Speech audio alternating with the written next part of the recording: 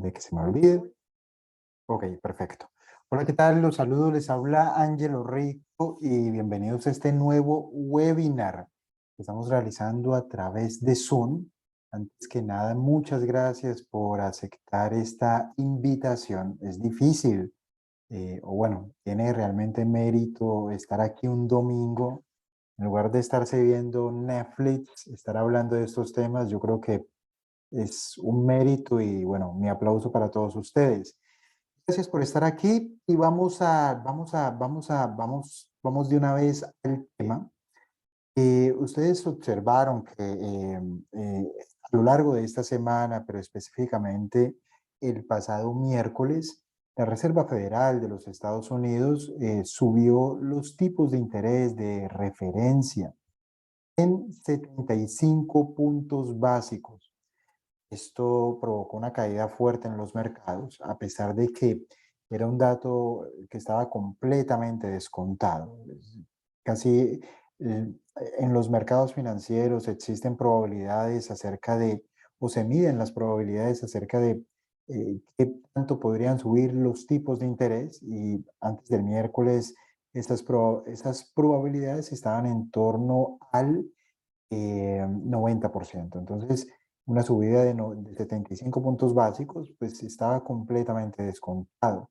Lo que no estaba tan descontado era el discurso de Jerome Powell, el presidente de la Reserva Federal, que dijo específicamente, o mejor, a manera de resumen, que era demasiado pronto para hablar de un pivotaje o de un cambio en la velocidad de subida de los tipos de interés ahora mismo. Entonces, realmente alargaba en el tiempo o ponía mucho más lejos en el tiempo la posibilidad de un comienzo de desaceleración en las subidas de tasas, pero sobre todo alargaba en el tiempo la posibilidad de un proceso de recorte de los tipos de interés. Sencillamente porque ellos observan que la economía estadounidense y los mercados de trabajo siguen estando muy fuertes. Sin embargo, yo creo que ustedes también se dieron cuenta, el viernes los mercados cerraron muy fuertes, de manera muy sólida, tal como quería yo que se apreciara, pero no lo tengo abierto. Vamos a abrirlo, pero tal como se pudo observar el pasado viernes, los mercados cerraron al alza de manera muy fuerte. El principal objetivo de que ustedes y nosotros estemos reunidos el día de hoy es para analizar cuál es en este momento el escenario macroeconómico principal. Vamos a analizarlo.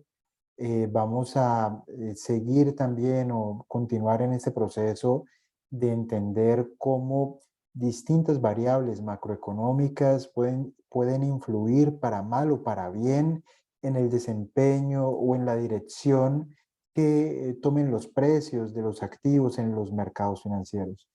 Para mí este tipo de conocimientos es interesante. Ustedes saben que yo soy economista, y bueno, que la profesión me genera un sesgo, pero es que además, así yo no fuera economista, lo que yo he visto desde que estoy en bolsa a lo largo de, no sé, yo estoy en bolsa desde el año 2004, por lo cual creo que voy a cumplir 18 años en esto.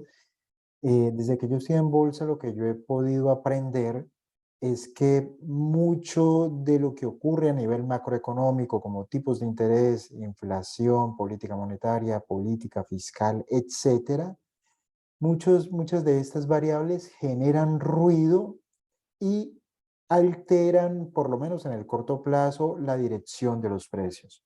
¿Por qué esto es importante? Esto es importante por dos variables. La primera de ellas es porque malas noticias desde el punto de vista macroeconómico pueden generar las circunstancias de oportunidad que todos estamos buscando. Pensemos siempre, y espero que aquí no haya menores de edad. Este webinar no está pensado para menores de edad, sino para adultos, y por lo tanto espero que nadie se me ofenda. Pero pensemos siempre en la bolsa de valores como en el sexo. La bolsa de valores es igual al sexo, es decir, todo termina en el mejor momento, todo termina en el punto más álgido, pero termina de golpe, ¡pan! Termina en el mejor momento. Es decir, los mercados no terminan con sollozos, sino que los mercados terminan es en el momento de mayor euforia. Y por supuesto que los mercados alcistas no comienzan con risas. Los mercados alcistas comienzan con lamentos, con lágrimas, con sollozos, con personas que se quieren cortar las venas, con personas que se quieren suicidar. Lo digo de manera metafórica, no estoy diciendo que necesariamente alguien en bolsa, porque los mercados caen, se vaya a suicidar. Sí ocurre, pero no me refiero a eso, porque si ocurre es muy trágico. Me lo hablo es de manera metafórica. Los mejores momentos para invertir ocurren cuando todo el mundo se quiere morir. En cambio, los peores momentos para invertir los encontramos en los momentos de clímax. Y yo eso también lo asocio, por ejemplo, cuando yo era más joven y estaba en la universidad y uno iba a fiestas. Pues uno sabía que si llegaba demasiado tarde a la fiesta, pues lo que se encontraba era con los borrachos, porque las chicas guapas ya se habían ido. Y además te encontrabas con la situación en la que si llegabas muy tarde, pues lo que hacían los dueños de la casa era decirte, venga, ayúdenos ayúdenos a organizar. Entonces, esos son los mercados cuando llegas muy tarde, en el momento del clímax. Las chicas guapas, lo digo en el sentido de que yo soy hombre, por eso lo digo así, las chicas guapas ya se han ido, solamente quedan los borrachos y los vómitos para limpiar. En cambio, los mejores... Entonces, espero que esto me lo entiendan. Las circunstancias macroeconómicas no son importantes per se, sino que las circunstancias macroeconómicas son importantes en el sentido de que, dependiendo de cuáles sean esas circunstancias, nos pueden ofrecer estas ventanas de oportunidad. En el corto plazo, los mercados se mueven por las emociones y en el largo plazo los mercados se mueven por los fundamentales. Entonces, habiendo dicho esto, sencillamente vamos a comenzar y al final, yo diría que un tanto les conviene quedarse hasta el final, porque lo que vamos a hacer hasta el final es analizar algunas acciones no a manera de consejo o sugerencia de inversión. Ustedes saben que ninguno de estos tutoriales o videos o masterclass se deben considerar como consejos de inversión. Yo aquí no estoy para decirle a nadie lo que tiene que hacer, sencillamente porque esto no es un jardín infantil y yo no soy el papá de nadie. Perdónenme que lo diga así, pero el objetivo principal de todo esto es que todos, y me incluyo, todos construyamos criterio para tomar mejores decisiones por nuestra propia cuenta, sin depender de nadie. Sencillamente podamos utilizar los datos, esos datos, convertirlas en información y esa información, saber cuáles son los filtros analíticos precisos para que esta información nos ofrezca ciertas señales de mercado que nosotros podamos utilizar para tomar decisiones de manera independiente y de manera racional, ¿vale? Entonces, nada, estos son consejos o sugerencias de inversión. Comienzo por lo primero. ¿Por qué estamos aquí? Estamos aquí por esto. Lo que estamos observando en este momento son los balances de varios bancos centrales, los principales del mundo. El primero de ellos es la Reserva Federal de los Estados Unidos, que la tenemos aquí. El segundo de ellos es el Banco Central Europeo, que lo tenemos aquí. El tercero de ellos es el Banco de Japón, que lo tenemos aquí. Y el cuarto de ellos es el Banco Suizo, que lo tenemos aquí. Eh, Aquí no quiere decir eso que el Banco Suizo sea más grande que la Reserva Federal, no. Esto está en términos nominales y no reales. Pero lo principal aquí, lo que yo quiero que ustedes observen o en lo que deseo que se enfoquen, es cómo a lo largo de los últimos años la Reserva Federal, el Banco Central Europeo, el Banco Central de Japón y también el Banco Central de Suiza lo que han hecho es inflar el balance. ¿Y ellos cómo han hecho para inflar el balance? Ellos lo que han hecho es imprimir dinero y con ese dinero comprar activos en los mercados. Lo han hecho en situaciones de crisis, como por ejemplo la del COVID, para poner una red de seguridad y evitar que el precio de los activos siga cayendo y que esto en algún momento lleve a que algo se rompa y a que los mercados se derrumben. Aquí, por ejemplo, una cuestión que muy poca gente sabe en relación al Banco Central de Suiza, que es SNB. Yo creo que los suizos son personas muy inteligentes. Para mí, los suizos son personas excepcionales. Mi suegra vive en Suiza y yo a Suiza he ido por lo menos 20 veces.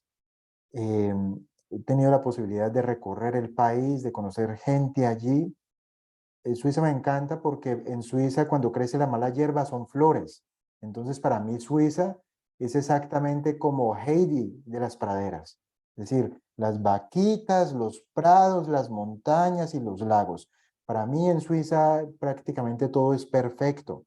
Crece la mala hierba y lo que salen son flores, tulipanes y etcétera. No es como en otros sitios. Pero lo que les quería comentar en relación al Banco Central de Suiza es que ellos hicieron algo muy inteligente y es que en lugar de emitir dinero para comprar bonos estatales, lo que hizo el Banco Central de Suiza cuando ocurrió la crisis generada por el COVID, por allí en el año 2020, justo por aquí, ellos lo que hicieron fue imprimir dinero y comprar toneladas de acciones. Eso muy poca gente lo sabe. Los suizos imprimieron casi 250.000 millones de francos suizos y los invirtieron casi todos entre marzo y mayo del año 2020, cuando los mercados estaban en la inmunda, cuando los precios de los activos estaban en el fondo del abismo. Esos 250.000 millones de francos suizos invertidos en dólares, en acciones americanas, sobre todo, se llegaron a convertir en un poco más de 1 trillón de francos suizos. Eso se convirtió en un poco más de 1 trillón de francos suizos. Mientras los bancos centrales de todo el mundo se queman las pestañas comprando oro que no va ni para atrás ni para adelante, lo que hizo el Banco Central de Suiza fue comprar activos, acciones de alta calidad, acciones blue chip, acciones dividend aristocrats, etcétera, y convirtieron 250.000 millones de francos suizos en 1 trillón de francos suizos.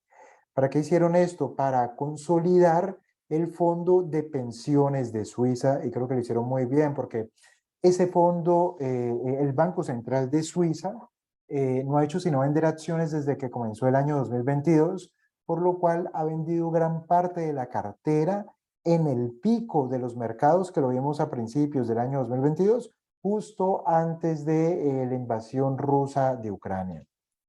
Pero en términos generales, para todos los demás bancos, la política monetaria ha sido expansiva. Emitir dinero para comprar activos, pero especialmente para comprar deuda pública emitida por los países y de esta forma ayudar a financiar los planes de cheque regalo y lo que se denomina el helicóptero monetario. ¿Qué es lo que quiere decir esto? Que durante los últimos 10 años, como se aprecia en este gráfico, durante los últimos 10 años todos hemos ganado dinero en bolsa no porque seamos estupendos, sino porque los bancos centrales han emitido dinero, han regalado dinero. Esto ha inflado el balance, pero la contrapartida es que el precio de los activos se ha movido hacia arriba de manera importante. Todos hemos ganado dinero en bolsa. Mi patrimonio ha crecido muy bien desde el año 2008, desde la quiebra de Lehman Brothers. Sí que es cierto que yo tengo un enfoque en la calidad, pero incluso aquellos que se han enfocado en acciones de mala calidad fundamental también han ganado dinero porque en realidad es que todo ha subido, especialmente desde el año 2010. Vamos a seguir aquí. El siguiente gráfico que quiero que, espérenme por favor, el siguiente gráfico que quiero que veamos es el gráfico del Banco Central Europeo, solo para que se hagan una imagen de cuánto ha subido el balance de estos bancos centrales durante los últimos años. Observen que desde el año 2020 se ha impreso muchísimo dinero y que la velocidad de la impresión es incluso superior a la velocidad de imprimir dinero que han tenido desde la crisis de deuda soberana del año 2012. Eso lo ha hecho el Banco Central Europeo, pero la realidad es que también la Reserva Federal Americana ha hecho lo propio, como lo vamos a ver en el gráfico a continuación. Este es el balance de la Reserva Federal. Entre el año 2020 y hasta la fecha se han impreso casi el 40% de todos los dólares impresos en 200 años de historia. Observen cómo aquí, después de la quiebra de Lehman Brothers, comienza esta política monetaria expansiva brutal que se denomina política monetaria cuantitativa. Esa política monetaria se mantuvo hasta el año 2014. A partir de allí se estabilizó y entre el año 2017 y el año 2019 ellos comenzaron a revertir la política monetaria expansiva. Si ustedes lo recuerdan, entre 2018 y 2019 los mercados corrigieron de manera importante. Fue por esto.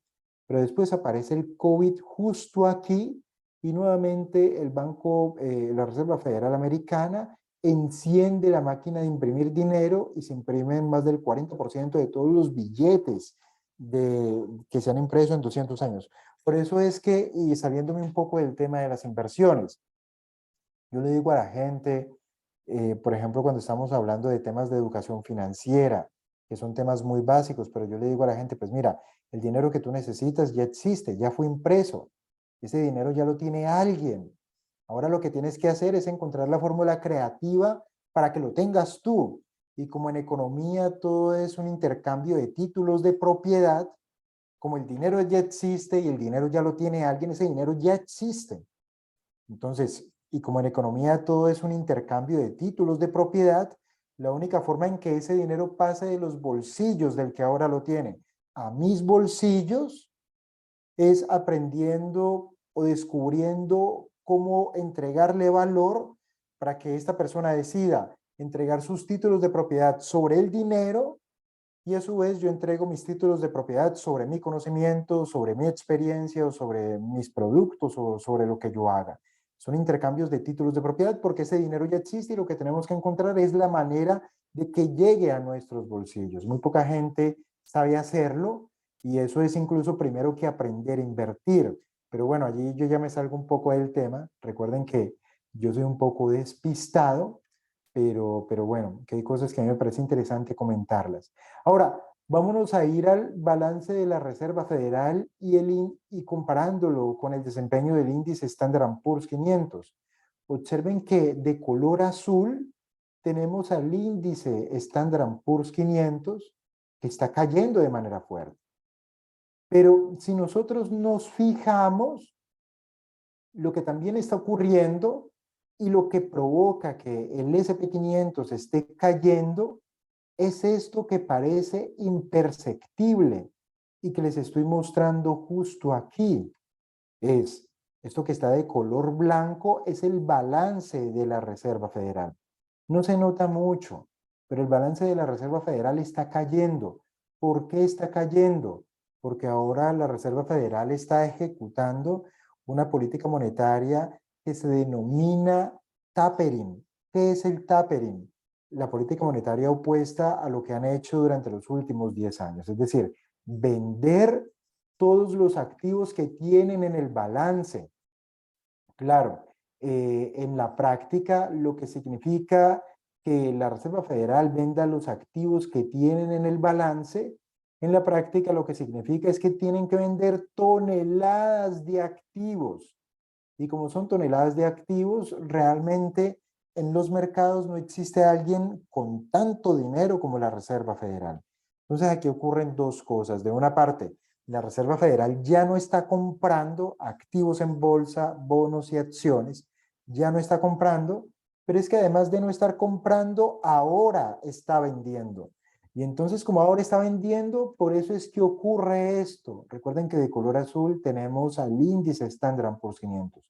Cae porque está ocurriendo el tapering, porque el balance de la Reserva Federal se está contrayendo. Todo esto lo digo para que tengamos verdadera conciencia acerca de qué es lo que está ocurriendo. Nosotros tenemos que, uno puede perder dinero en bolsa, claro que no puede perder dinero en bolsa, pero perderlo a conciencia, sabiendo lo que está ocurriendo. Ahora, observen, aquí vamos entrando en más detalles. Estas son cosas que en muchas ocasiones yo ya he comentado en los videos de YouTube, pero no me canso de repetirlas por lo siguiente. Observen que aquí lo que tenemos es una comparación entre la inflación americana, que está de color rojo, y los tipos de interés de referencia en los Estados Unidos que se denominan los Fed Funds Rate. Observen que la última subida fue de 0,75 puntos básicos. Aquí, 0,75. Es decir que a esta tasa efectiva de 3,08 hay que sumarle 0,75. Por lo cual, en este momento, los tipos de interés se encuentran justo aquí en torno al 4%. Hace poco escuchaba una entrevista que le hacían a Stanley Druckenmiller. Para los que no lo sepan, Stanley Druckenmiller fue durante muchísimo tiempo la mano derecha de George Soros en el Soros Fed Hedge Funds y fue el cerebro detrás del ataque especulativo contra la libra esterlina a principios de los 90. Un ataque especulativo que prácticamente puso de rodillas al Banco Central de Inglaterra. Se considera la mayor operación de trading de la historia y solamente ese día George Soros ganó 14.000 millones de dólares para él y para sus clientes. El cerebro detrás de esa operación fue Stanley Druckenmiller. Lo digo para que podamos, para que lo podamos, para que entiendan de quién estamos hablando.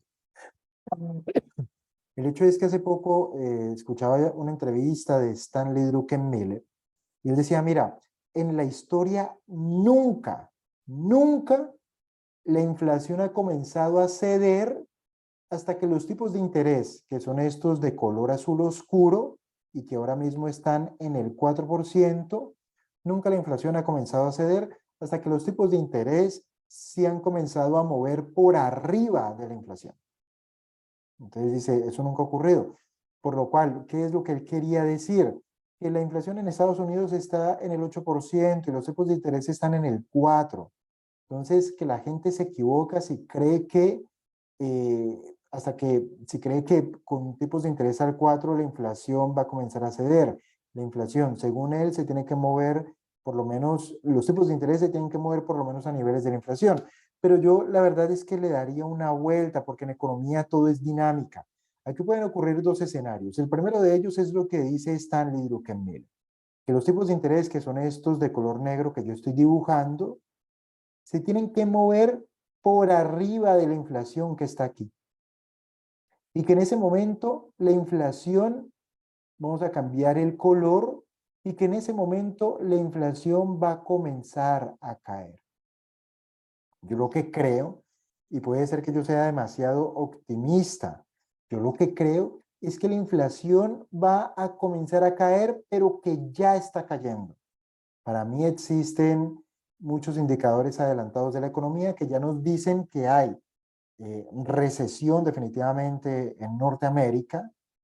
Indiscutiblemente eso tendrá efectos sobre la demanda agregada y por lo tanto en el nivel de precios. Entonces, que la inflación va a comenzar a caer mientras los tipos de interés siguen subiendo.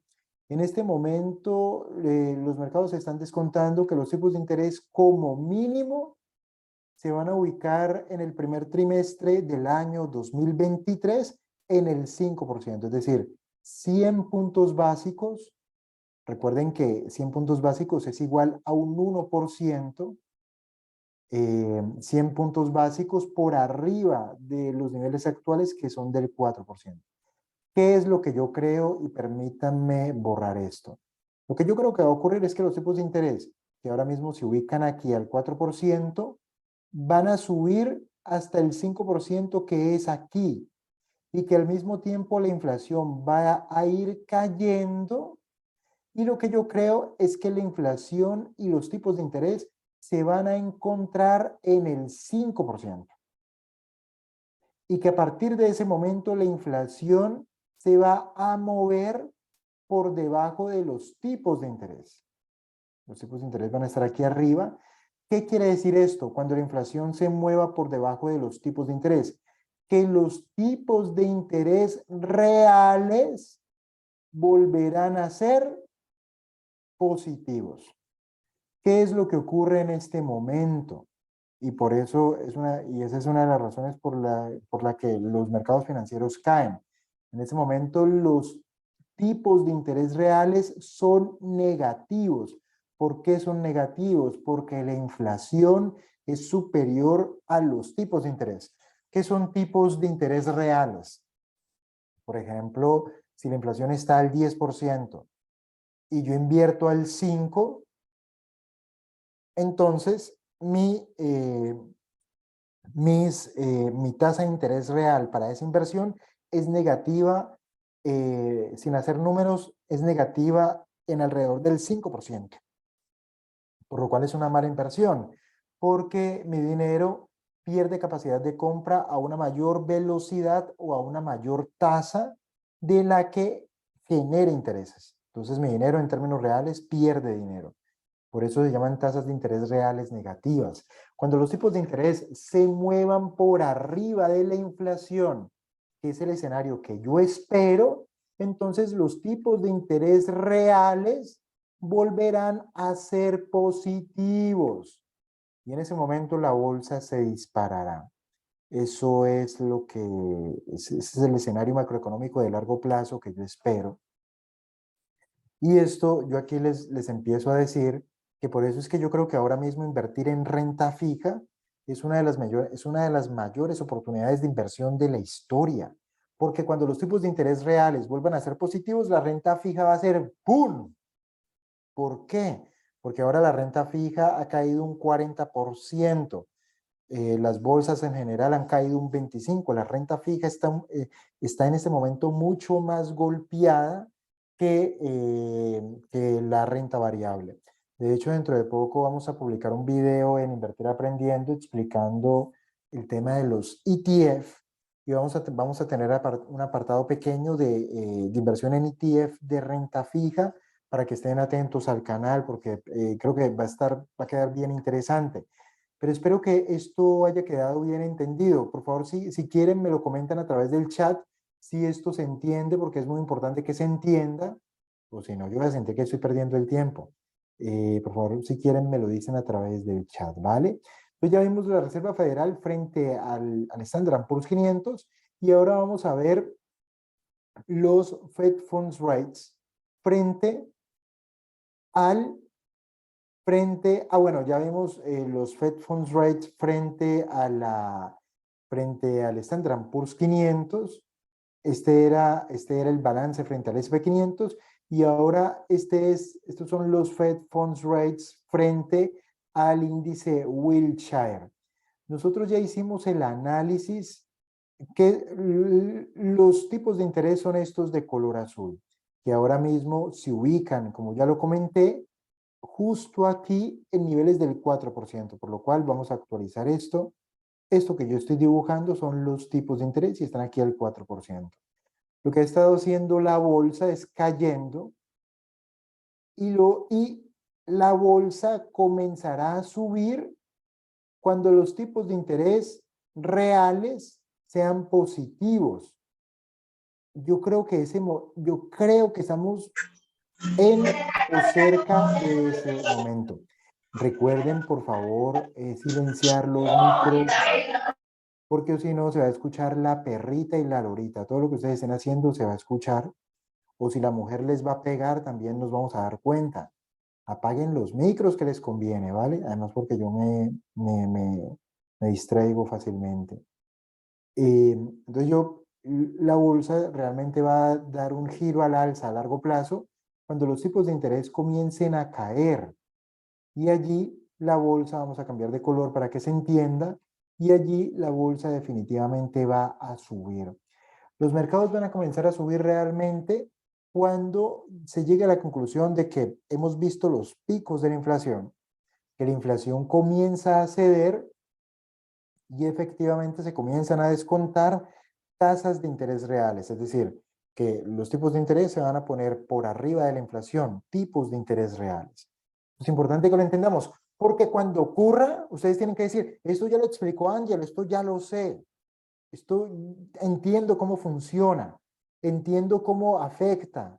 Entonces, esto los pone en una posición de ventaja frente a cualquier otra persona que no conozca de manera simplificada estos temas, ¿vale? Ahora vámonos al este otro gráfico que me encanta, que es el IPC, es el CPI, es el IPC en los Estados Unidos, frente a los rendimientos de los tesoros, que son títulos de deuda pública, con vencimiento en un año. Observen que aquí lo que se está mostrando es que, por ejemplo, cuando estuvimos en el año 2008-2009, que es esto aquí abajo, observen que en algún momento la inflación comenzó a caer. Vamos a ver, voy a borrar lo que aquí dice y voy a hacer un zoom justo aquí abajo. Observen que los tipos de interés en algún momento comenzaron a caer. Justo aquí, perdón, la inflación. Aquí en 2007, recuerden que Lehman Brothers se quebró justo aquí donde yo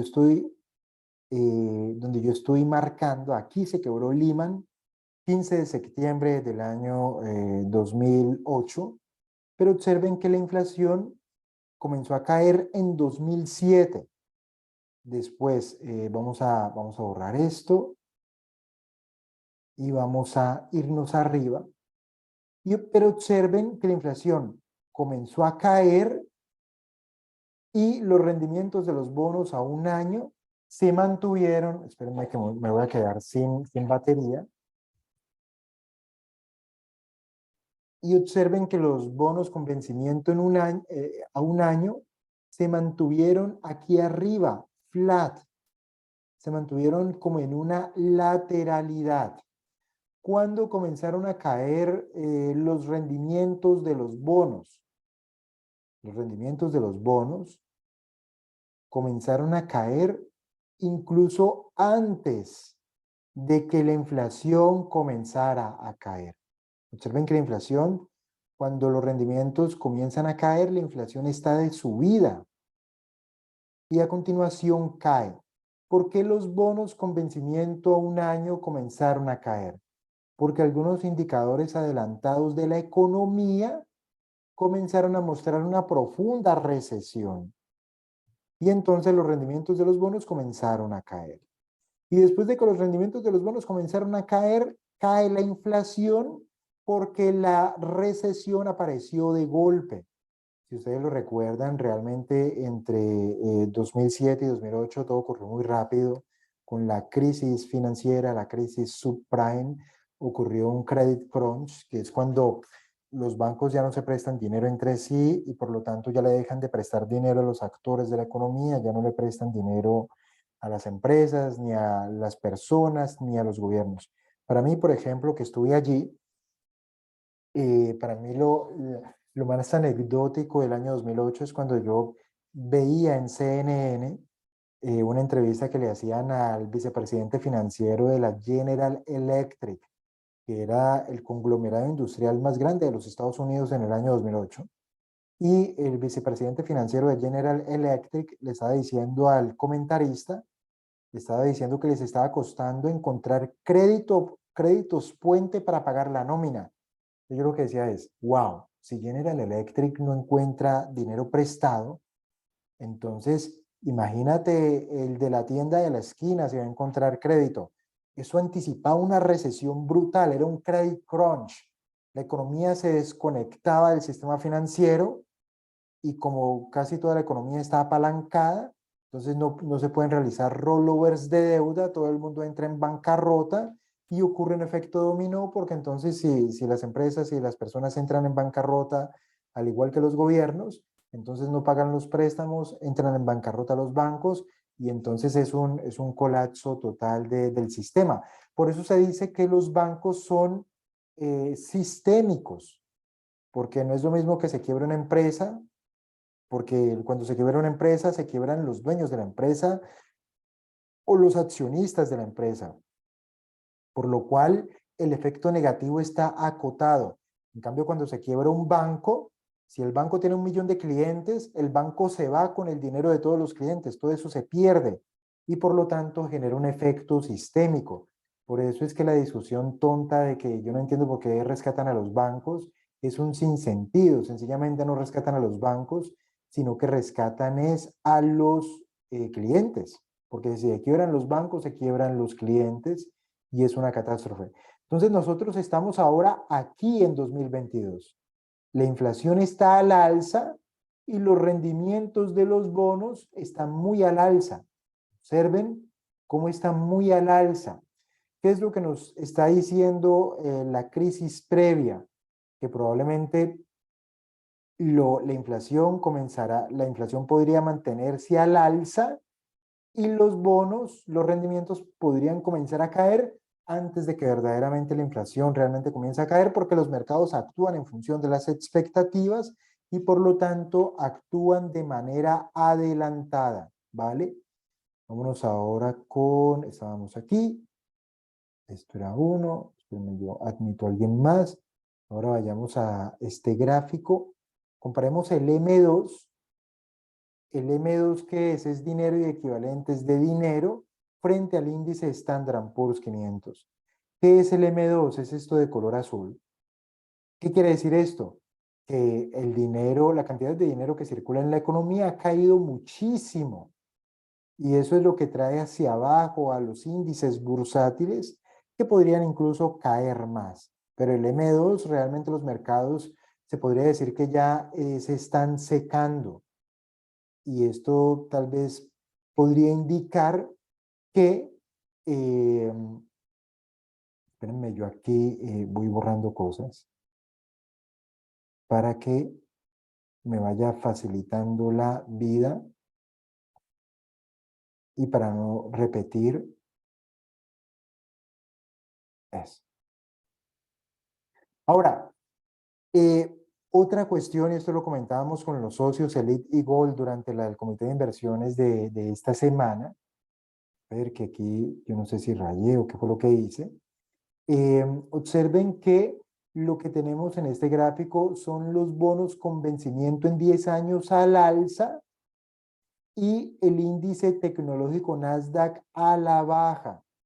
¿Cuál es, de todo lo que yo les he dicho a ustedes, decir que ahora mismo las principales acciones del Nasdaq representan una oportunidad? Depende de lo que ustedes piensen acerca del recorrido que les falta hacia arriba a los bonos. ¿Ustedes qué opinan? ¿Los bonos seguirán subiendo o ya están cerca del pico y comenzarán a ofrecernos un movimiento horizontal y lento para después caer? Porque observen que cuando el rendimiento de los bonos comience a caer, es decir, cuando los bonos hagan, voy a borrar, cuando el rendimiento de los bonos nos haga esto, entonces ustedes ya tienen que saber que el Nasdaq y otros índices bursátiles harán esto, porque la relación es inversa. ¿Ustedes qué creen? ¿Estamos cerca de ese pico, sí o no? Los leeré ya hacia el final. Vámonos ahora con otro más gráficos. Esto que estamos viendo ahora mismo es el aumento en los tipos de interés. Observen que yo les decía que estamos al 4% y esos niveles no se observaban desde el año 2004-2005. De hecho, otra cuestión bien importante es que los tipos de interés nunca en la historia habían subido tan rápido como ahora. Y existe un dicho que yo no sé si a ustedes les parezca conocido. Todo lo que sube como palma, cae como coco. ¿Qué es lo que yo pienso? Esto es subjetivo, es mi opinión, puedo estar equivocado. Y yo me he equivocado 40.000 millones de veces. Mi opinión es que los tipos de interés están subiendo como palma. que les queda subida hasta el 5%, pero que como esta subida, observen la pendiente de la subida de tasas de 2016 a 2019. Observen también la subida de tasas de 2004 a 2005 y observen la subida de tasas de 1998 al 2001. Ahora observen la subida de tasas actual de 2022. Es un cohete, es un movimiento alcista vertical y rápido. ¿Qué quiere decir esto? Que es muy fácil que la economía se derrumbe rápidamente. Sube como palma a los tipos de interés, subirá hasta el 5% que están ubicados aquí y caerá como coco. ¿Por qué caerá como coco la tasa de interés? Porque la economía se derrumbará como coco. ¿Por qué se derrumbará como coco? Por la subida tan rápida de los tipos de interés en el corto plazo. Eso lo que provoca es que se rompa algo, algo hace crunch. Algo hace crunch. De hecho, eso es lo que busca la Reserva Federal, que algo se rompa, que algo se parta, que algo se quiebre. Y recuerden que solamente cuando baja la marea es cuando nos damos cuenta quiénes nadaban desnudos, que son los que más están apalancados. Pero eso es lo que quiere la Reserva Federal, que algo se rompa. Y eso es lo que provocará eh, que los tipos de interés que suben como palma caigan como coco. Ustedes se acordarán de esta reunión. Ahora, volvemos a lo de Stanley Druckenmiller, que él dice, pues mira, macroeconómicamente nunca la inflación ha comenzado a ceder después hasta que los tipos de interés no se sitúan por arriba de la inflación. Observen la época de Paul Volcker. Paul Volcker fue el presidente, perdón, de la Reserva Federal al final de la administración Carter. Recuerden que la administración Jimmy Carter eh, finaliza, comienza después de Lyndon Johnson. Recuerden que perdón, Lyndon Johnson no, recuerden que después de que matan a JFK, siguen la presidencia de Lyndon Johnson, que era el vicepresidente de John F. Kennedy. Después de que Lyndon Johnson termine el periodo, comienza el primer periodo de Richard Nixon, que es 68-72. Recordemos que en el 71 es cuando es esta famosa locución presidencial de Richard Nixon, donde se anuncia al mundo que se da por finalizado el patrón oro, es decir, que a partir de ese momento un dólar ya no equivalía a a unas determinadas cantidades de oro, sino que a partir de ese momento el dólar ya no se fijaba, el valor del dólar ya no se fijaría en relación al oro, sino que se fijaría en relación a la capacidad económica de los Estados Unidos de América, se fijaría en relación a la reputación de los Estados Unidos de América, a la reputación de la economía. Después, Richard Nixon es reelegido y es durante la reelección que ocurre lo del Watergate, todo esto de Garganta Profunda y todo esto, los cassettes de la Casa Blanca. Sale Richard Nixon, queda su vicepresidente y después de esto, en el año 78 al 82, es que es la presidencia de Jimmy Carter, que es al que le tocó lidiar con la crisis del petróleo, con el coletazo de la crisis del petróleo, cuando en Norteamérica se hacían grandes colas para llenar el tanque de gasolina, y es cuando le toca también lidiar con esta crisis de los rehenes en Irán, que hay una película bastante interesante que se llama, creo que Fargo, que cuenta esa historieta, pero el hecho es que Jimmy Carter finaliza en el 82 y en el 82 comienza Ronald Reagan, que da inicio a una era dorada para la economía americana. Pero el hecho es que Ronald Reagan no comienza con pétalos de rosa, porque tal como se aprecia aquí, la inflación en junio del año 81 estaba al 9,69%. Y en ese mismo momento los Federal Funds Rates se encontraban al 19%. Por eso es que observen que la inflación es esto de color azul, es esto de color azul, y los Federal Funds Rates son estos de color rojo. La inflación comienza a caer y los Federal Funds, la inflación comienza a caer aquí. Los Federal Funds Rates vuelven y caen, pero después vuelven y se disparan para después volver a caer aquí. Eh, entonces, ¿cuál es el riesgo ahora mismo? Mi visión es que esto no va a ocurrir.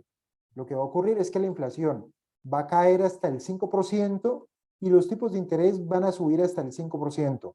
Allí se van a encontrar y la inflación se va a comenzar a mover por debajo del 5%. A partir de ese momento, los tipos de interés reales serán positivos y los mercados explotarán al alza. Esa es mi visión. Puedo estar equivocado, puedo pecar por optimista, porque la realidad sea dicha.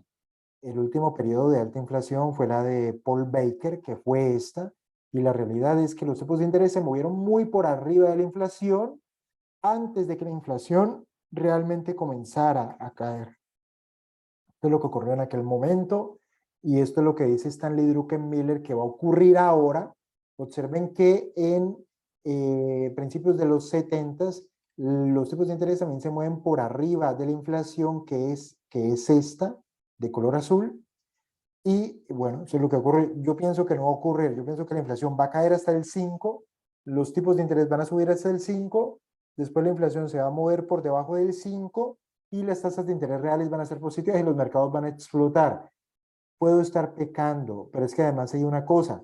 Yo no tengo ni el 1% de los méritos que tiene Stanley Druckenmiller. Entonces yo si fuera ustedes, yo le creería a Stanley Druckenmiller realmente, ¿vale? Porque él realmente tiene más experiencia, ¿vale? Vamos a borrar esto y ahora nos vamos con este gráfico. Este gráfico nos muestra más de lo mismo. ¿Qué es lo que estamos comparando? Al índice Standard & Poor's 500 que está de blanco y está cayendo frente a los rendimientos de los bonos emitidos por el gobierno con vencimiento en 10 años. Nuevamente, para que les quede claro, cuando los rendimientos comiencen a caer, es cuando realmente la bolsa comenzará a subir, ¿vale? Entonces esto es muy importante que lo interioricemos, que lo entendamos. Ahora, vayámonos a acciones muy concretas. Aquí la cosa se pone interesante, prestar atención. Vámonos a valores muy concretos, por ejemplo, Amazon.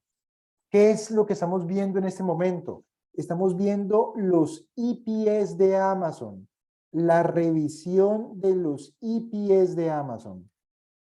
Observen que aquí tenemos los EPS revisados para el año 2022, que es este verde de color oscuro. ¿Qué son los EPS? Los EPS, por sus siglas en inglés, son los Earning Per Share, que son los beneficios por acción. A largo plazo, el precio de las acciones se moverán en la dirección de los EPS. ¿Qué es lo que ocurre cuando los EPS se revisan a la baja? Esto mete presión vendedora al precio de las acciones. Entonces, ¿qué ocurre con las previsiones de EPS de Amazon para el año 2022? Son bajistas. ¿Qué ocurre con las revisiones de los EPS de Amazon para el año 2023? Son bajistas. ¿Qué ocurre con la revisión de los EPS de Amazon para el año 2024? Son bajistas. Y por eso es que, por ejemplo, si ahora mismo nosotros nos vamos a un gráfico de Amazon, vamos ahora aquí a un gráfico de Amazon, AMZN. Recuerden que en términos de análisis técnico y gráfico, siempre debemos ver los mercados en perspectiva. Miremoslo, yo por ejemplo lo que recomiendo es miren los mercados, primero un gráfico mensual, después un gráfico semanal, después un gráfico diario y a continuación un gráfico de 4 horas. Observen que hasta el momento Amazon desde máximos nos ofrece una caída del 51%. Esto es un gráfico mensual. Aquí la clave desde el punto de vista, ya sabemos que los CPS están siendo revisados a la baja, por lo cual aquí hay presión vendedora desde lo fundamental. Otra cosa es que Amazon durante los próximos trimestres nos ofrezca sorpresas positivas en su desempeño. Pero lo que yo les estoy diciendo con el análisis macro, los tipos de interés han subido más rápido que en cualquier otra época de la historia. Lo que está buscando la Reserva Federal es que algo se rompa, ese algo es la economía, y lo que sube como palma baja como coco. ¿Por qué los tipos de interés van a caer como coco? Según mi punto de vista, porque la economía va a caer como coco. Por lo cual, si la economía entra en recesión de manera fuerte, a lo cual se le denomina un hard landing, que es un aterrizaje fuerte de la economía, si eso ocurre, probablemente los EPS de Amazon en los próximos trimestres sí que se van a confirmar bajistas. Aquí la clave a largo plazo para Amazon desde el punto de vista gráfico es esto de aquí. Los precios de momento se están moviendo, están intentando romper por debajo de esta congestión. Lo lograrán si ocurre una ruptura por aquí en torno a $80. Si Amazon se va, si rompe 80, esto se va DirecTV a 40, 45. 40 o 45. DirecTV es una cuestión técnica, pero también es una cuestión técnico-mecánica. Como los mercados son apalancados, a medida que los precios se mueven hacia abajo, las garantías de aquellos que están apalancados a través de CFDs, de opciones o de futuros, esas garantías van perdiendo valor y por lo tanto los brokers van exigiendo más garantías en especie o en dinero. Entonces, a medida que esas garantías no sean reforzadas, la pérdida de garantías fuerza las ventas y entonces va a ser un proceso que se retroalimenta, ¿vale? Si rompe 80, se va DirecTV a niveles de 40, 45. Ahora, si va a niveles de 40, 45, para mí eso sería un regalo de Dios. Nosotros, por ejemplo, nosotros ahora mismo estamos viendo el seminario, el curso de inversión en bolsa con los alumnos. Ese curso está cerrado y solamente lo volveremos a abrir en marzo del año 2023. Los que se quieran ir inscribiendo lo pueden hacer, pero lo que les quería comentar es que nosotros ahora estamos viendo con los alumnos algunos ratios de valoración y quiero que miremos con ustedes los ratios de valoración que hicimos para Amazon. Por ejemplo, aquí hicimos los de Pepsi, lo hicimos también para Visa y para Mastercard. El de Pepsi lo comparamos con Coca-Cola. También hicimos para Bank of America y para Wells Fargo, para el método Price to Book Value. Este era el Price Free Cash Flow y este era el método PER. Y ahora vámonos al método de ventas. Para Google lo hicimos y el método EBIT, no me acuerdo para quién lo hicimos fue para Meta. No sé si acá abajo para Google lo hicimos para alguien más o solamente lo hicimos, no, solamente, no, pensé que lo habíamos hecho para Amazon. Después cuando lleguemos a Google y a Meta lo miro con ustedes. No la forma de cálculo porque eso es más el tema del seminario, sino las valoraciones que nos dio. Entonces lo que quería comentar con ustedes es esto de Amazon.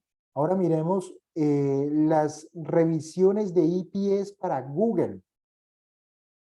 Observen que en el caso de Google es diferente al de Amazon. Porque observen que el de Amazon era así.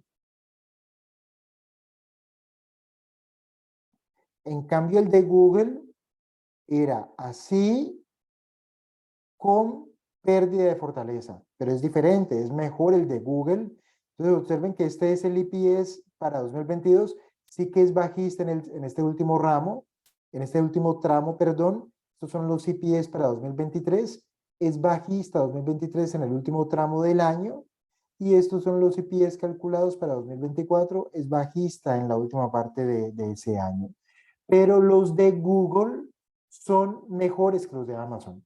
Ahora miremos el gráfico de Google, ¿vale? Vamos a mirar el gráfico de Google.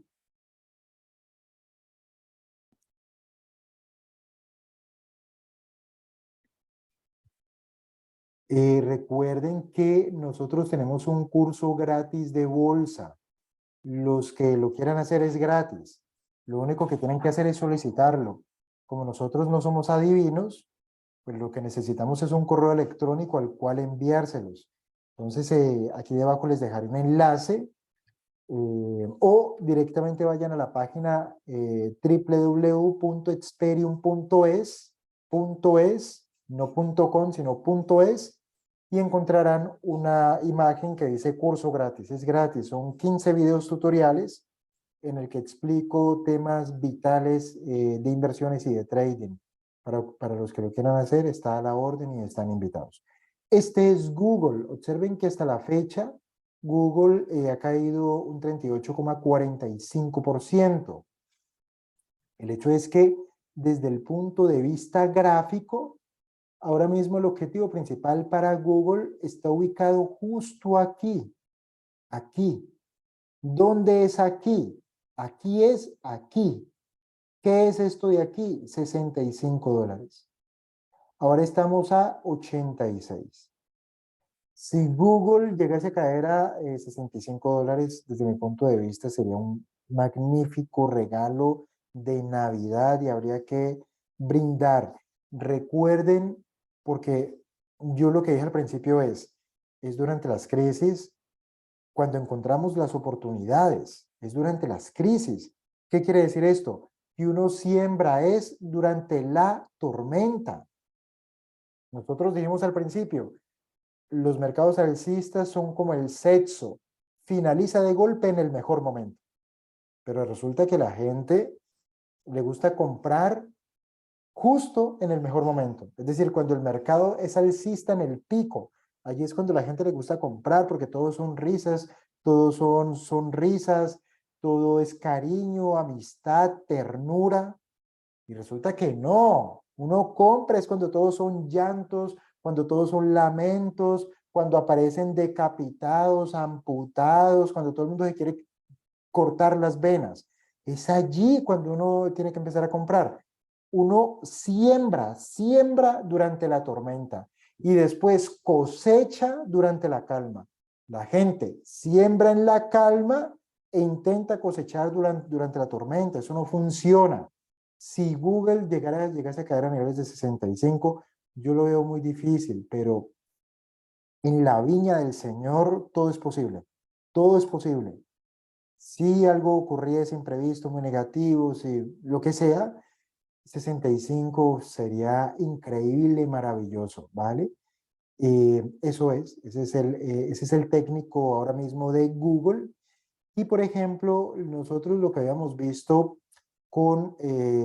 para Google con los alumnos, lo que utilizamos fue el método Price to Sales, que es comparar el precio frente a las ventas. Entonces, sencillamente aquí nosotros calculamos el ratio o buscamos el ratio Price to Sales y buscamos las ventas por acción de Google. ¿Qué es lo que nos da esto? Esto que ustedes ven aquí. A ver, yo se los marco. Esto que ustedes están viendo, esto, desde el punto de vista del cálculo del método Price to Sales, lo que nos está diciendo es, mira, con los fundamentales actuales de Google, el precio justo de Google es 138. ¿A cómo está cotizando? A 86. Ahora, recuerden lo que estoy diciendo, con los fundamentales actuales de Google.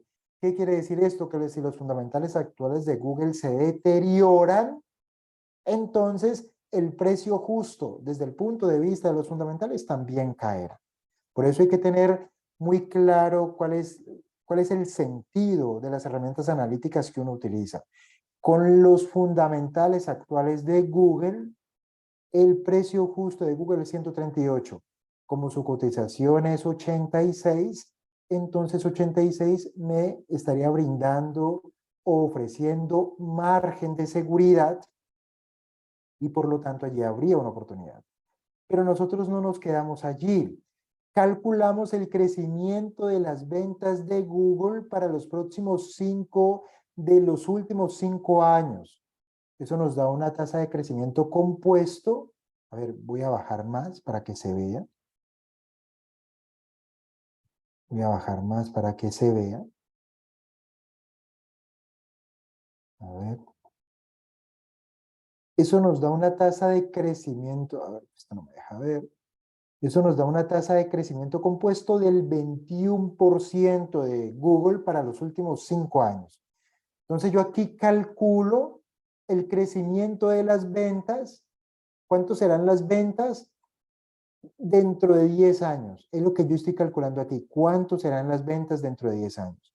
Calculo las ventas dentro de 10 años y me da el precio futuro, que es igual a el ratio price to sales por las ventas futuras. Esto me da un precio futuro para Google de $894. ¿Qué quiere decir esto? Que desde el punto de vista del análisis fundamental, el precio dentro de 10 años de Google será de $894. Si su precio actual es de $85, esto lo que quiere decir es que durante los próximos 10 años, las acciones crecerán a una tasa compuesta del 26,54%. Entonces observen que el análisis desde el punto de vista del crecimiento de las ventas para los próximos 10 años y desde el punto de vista de los fundamentales actuales para Google, desde los dos puntos de vista, los precios actuales de Google son oportunidad. Ahora, a esto hay que darle un montón de otras vueltas, porque incluso ahora mismo estamos en ese seminario en la parte básica de análisis. Es solamente una parte introductoria de análisis, de valoración de acciones. Recuerden, ese seminario está cerrado, pero los que quieran meterse en la fila de registro, pueden escribir un correo electrónico a info@experium.es pidiendo información, ¿vale? Sigo. Ya hicimos Google, ahora vamos a mirar Coca-Cola. Vamos a mirar los EPS de Meta. Los EPS de Meta revisados son muy parecidos a los de Amazon. 2022 bajistas, 2023 bajistas y 2024 bajistas, ¿vale? Entonces es mucho, de hecho yo he publicado varios videos últimamente analizando Facebook, analizando Meta, les sugiero revisarlos, pero entonces vamos nosotros a analizar el gráfico de Facebook, vamos a analizar ese gráfico, vamos a subir aquí, vamos a bajar aquí y nos vamos a Meta.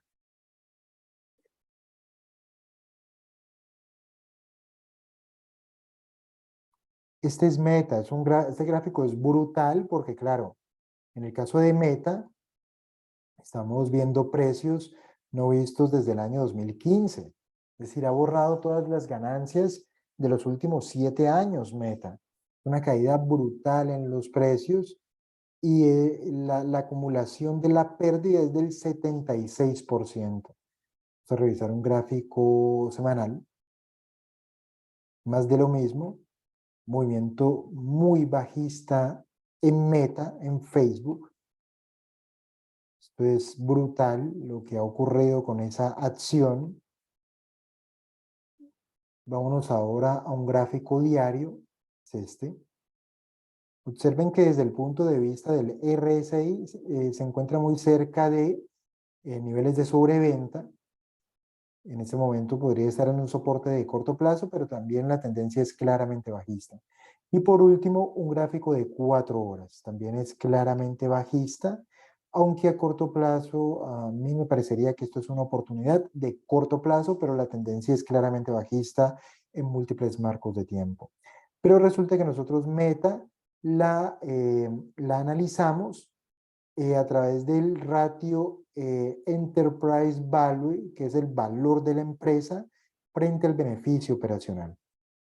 Pero van a hacerles el cuento largo, porque aquí no se trata de explicar cómo se calcula esto, pero tenemos el ratio entre Enterprise Value EBIT, que es 2038, y tenemos el EBITDA, que es el beneficio operacional, el último, y esto nos da un Enterprise Value esperado de 724.000 millones de dólares. Ahora, observen que el Enterprise Value es igual a la capitalización del mercado más deuda menos caja. Todo esto se despeja, pero ¿para qué sirve? Para calcular cuál sería, tenemos la cantidad de acciones en circulación. Este es el precio de cotización. Y aquí lo que nos da es el precio objetivo. El precio objetivo, ¿cómo se calcula? Calculando primero la capitalización de mercado dividido entre la cantidad de acciones. La capitalización de mercado es igual al enterprise value menos deuda más caja, ¿vale? Entonces, ¿qué es lo que me está diciendo a mí este ratio? Que el precio esperado de Meta en este momento es de $278. Si cotiza $89, entonces allí podríamos estar ante algo interesante. Recordemos que Meta ahora tiene un gran desafío y es el metaverso. Están gastando muchísimo dinero en el CAPEX para el metaverso, aunque también hay que decirlo, están invirtiendo en centros de datos y en centros de cómputo porque no quieren depender de que sus datos sean almacenados a través de Amazon Web Service. Ellos quieren controlar todos sus datos y están invirtiendo muchísimo dinero. Yo creo que les va a salir bien, pero en el corto plazo hay muchísimo riesgo, por eso el precio de las acciones cae, ¿vale? Entonces allí se las dejo, el riesgo cada cual se lo maneja como quiera. Y ya por último, Microsoft, que es muy parecido a Google. Vámonos a un gráfico semanal, en el caso de MSFT. A ver, que esto no me deja ver. A ver, vamos esto por aquí. MSFT.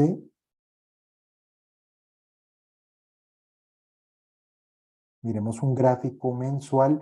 Amigos, por favor, si ustedes quieren que sigamos haciendo estos webinars, me lo dicen, porque podría ser que somos aquí 3 gatos y es un domingo, igual todos hacemos un sacrificio. Y si, bueno, si el honorable público dijera, pues mira, todo eso que tú estás diciendo, pues eso ya lo sabe todo el mundo, pues realmente entonces no valdría la pena hacerlo. Si ustedes creen que este tipo de cosas merece la pena que se hagan, díganlo, porque yo no soy adivino para saberlo. Podría ser que estemos aquí perdiendo el tiempo y ustedes estén allí jugando al play mientras aquí yo les hago perder su valioso tiempo. Entonces me lo dicen, porfa. Este es Microsoft, tendencia claramente bajista. Observen que hasta el momento Microsoft ha caído un 36%, es una muy buena caída. Vayamos ahora a un gráfico semanal, también es tendencia claramente bajista. Vayámonos, por ejemplo, ahora a un gráfico diario, tendencia claramente bajista desde el punto de vista del gráfico diario. Y este es un gráfico de 4 horas, tendencia claramente bajista también para el gráfico de 4 horas. Entonces allí ya tenemos a Microsoft. Bueno, ya vamos terminando. Riesgos ahora mismo para la economía, sector inmobiliario. Aquí el sector inmobiliario yo creo que va a bajar, va a caer como coco. Ahora mismo las tasas de interés hipotecarias están al 7%. Y, por ejemplo, un dato que salió la semana pasada es que, por ejemplo, en el caso de Wells Fargo, que es uno de los bancos más grandes de Estados Unidos, a Wells Fargo se le cayeron un 90% las solicitudes de hipotecas, un 90%. Si esto está ocurriendo con todos los bancos que ofrecen créditos hipotecarios, esto quiere decir que no vamos a ver compradores en el sector inmobiliario de Estados Unidos, por lo cual los precios de las viviendas podrían caer un 20, un 30, un 40%. Y eso sí que sería interesantísimo, por ejemplo, de cara a la gente que está interesada en invertir en real estate. A propósito, recuerden que tenemos un seminario de inversión inmobiliaria. Si quieren estar allí en el seminario de inversión inmobiliaria, escríbanme un correo electrónico. Entonces, uno de los grandes riesgos para la economía ahora mismo es el sector inmobiliario. Estos son datos de las grandes tecnológicas americanas. Observen el CAPEX de Meta. ¿El CAPEX qué es? La inversión en infraestructura. Esto es lo que ahora mismo hace caer el precio de las acciones de Facebook, mucho más que el precio de las acciones de Google, de Apple o de Amazon, porque Facebook está invirtiendo muchísimo dinero en CAPEX y el problema de esto es que nadie le garantiza que vayan a ganar dinero con el metaverso, nadie se los garantiza. Una cuestión interesante con el tema de las tasas de interés es que cuando los tipos de interés son bajos, las empresas denominadas zombies se disparan. ¿Qué son empresas zombies? Empresas que no generan ni oficio ni beneficio, pero que sobreviven porque el dinero es gratis. Pero cuando el dinero se encarece, es decir, cuando los tipos de interés suben, todas estas empresas desaparecen. ¿Cuál es mi advertencia? No estén invertidos en empresas zombie. No estén, si están invertidos en empresas zombie, ahora que los tipos de interés están al alza, las empresas zombie van a quebrar porque no pueden sobrevivir. Si no hay negocio, no pueden sobrevivir.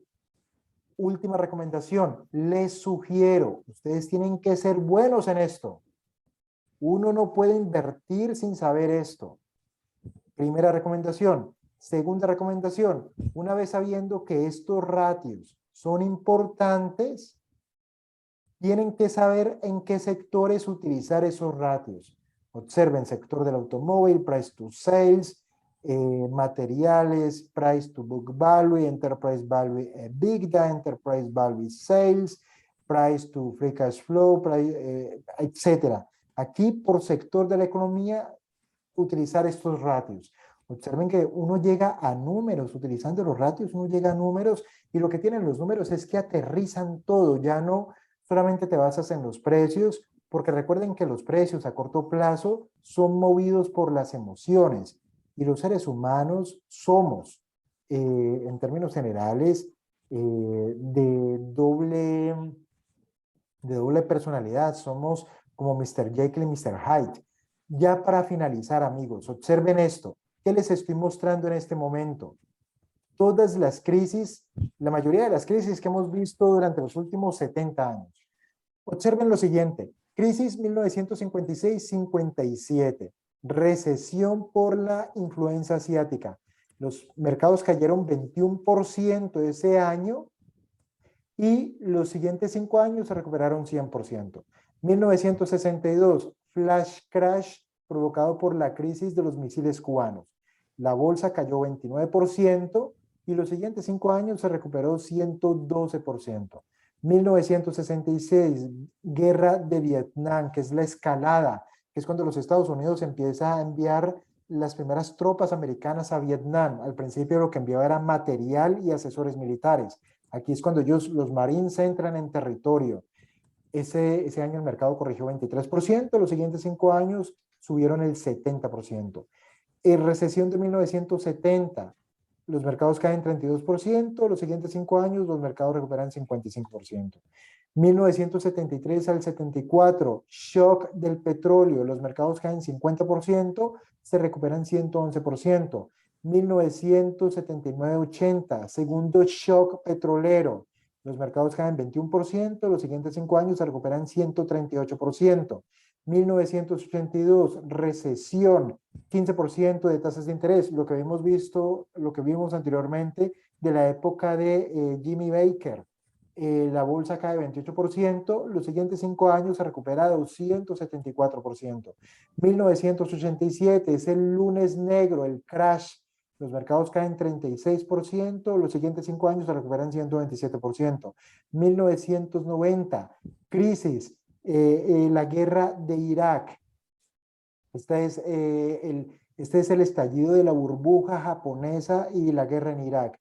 Los mercados caen 22%, los siguientes 5 años se recuperan 28%. 2000 a 2002, estallido de la burbuja.com. Los mercados caen 50%, los siguientes 5 años se recuperan 122%. 2008-2009, gran crisis financiera, quiebra de Lehman Brothers. Los mercados caen 56%, durante los siguientes 5 años se recuperan 207%.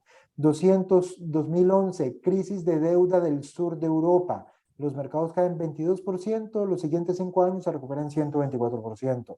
2020, pandemia provocada por el coronavirus. Los mercados caen 35%, los siguientes 5 años, perdón, en 2 años los mercados se recuperan 118%. Ahora, año 2022, guerra en Ucrania, inflación, los mercados caen 24%, pero estamos allí, estamos allí. Entonces, observen lo que me dice aquí al final. en promedio los mercados corrigen 32%. Es un promedio, porque observen que en algunas ocasiones cae el 21 y en ocasiones máximas caen el 56. En promedio caen 32. Estamos cerca de allí, cerca del 32. Y en promedio, los siguientes 5 años se recuperan el 123%. Pero observen que hay periodos en los que en 5 años se recupera 28 y hay periodos en los que en 5 años se recupera 274%. Se las dejo caer. El miedo se reemplaza por conocimiento.